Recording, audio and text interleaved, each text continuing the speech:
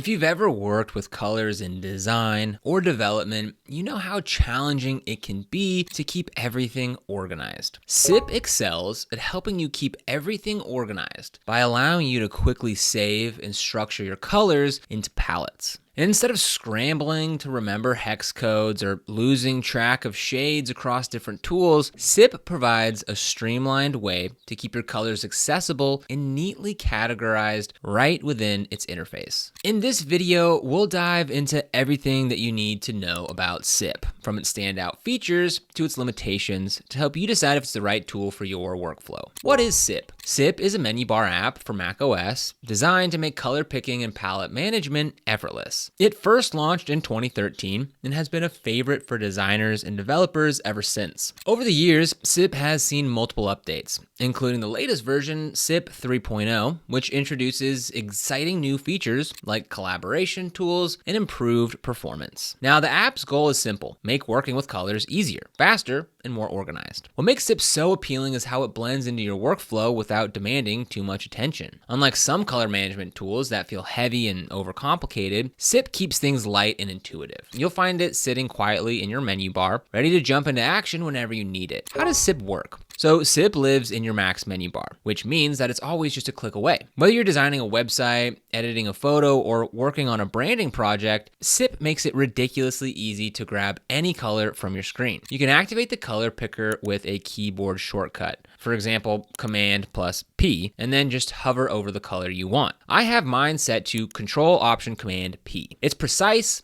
down to the exact pixel, so that you'll never have to worry about getting the wrong shade. One of my favorite things about SIP is how it saves your picked colors. Every time you grab a color, it gets added to your color history, so you can always go back and find it later. And if you're working on a project with lots of different colors, you can hold down Shift to pick multiple colors at once. This feature alone saves so much time when you're dealing with complex designs. Once you've collected your colors, SIP lets you organize them into what they call palettes. Creating a new palette is as simple as dragging and dropping colors from your history into the palette. You can name your palettes, add descriptions, and even create sub-palettes to keep everything neat and tidy. For example, if you're working on a branding project, you could have one palette for primary colors, another for secondary colors, and a third for accents. What makes SIP stand out? There are plenty of color pickers out there, but SIP stands out for a few key reasons. First, it's incredibly fast. The developers rebuilt the app from scratch for version 3.0, and the result is a color picker that's twice as fast as before. Whether you're grabbing a single color or picking multiple shades, the process feels seamless and snappy. Now, another standout feature is SIP's support for multiple color formats. If you're a designer, you might be working with hex codes most of the time, but developers often need RGB, HSB, or even CMYK. SIP supports 49 different formats, and you can customize which ones you want to use. There's even a smart formats feature that automatically detects the software you're using and switches to the appropriate format. So if you're designing in Figma and then switch to Photoshop, SIP will adjust without you having to lift a finger. One feature I didn't expect to love as much as I do is the contrast checker. Accessibility is such an important part of design these days, and SIP makes it easy to ensure that your colors meet the necessary standards. So you can select two colors, and the app will tell you if their contrast is high enough for text readability. If the contrast is too low, you can adjust the colors right there in the app and save the updated palette. It's such a simple feature, but it makes a big difference when you're trying to create inclusive designs. Collaboration and sharing. So collaboration is a big focus in SIP 3.0, and it's one of the reasons that the app has become so popular with design teams. You can share your palettes with team members and even set permissions to control who can edit them. This is especially useful if you're working on a large project with multiple designers or developers. Everyone can access the same colors, which helps keep the design consistent across the board. And sharing palettes is easy too. You can send them via email, share them directly with team members, or sync them across your devices if you're using the Pro version. And because SIP integrates with tools like Photoshop, Illustrator, and Figma,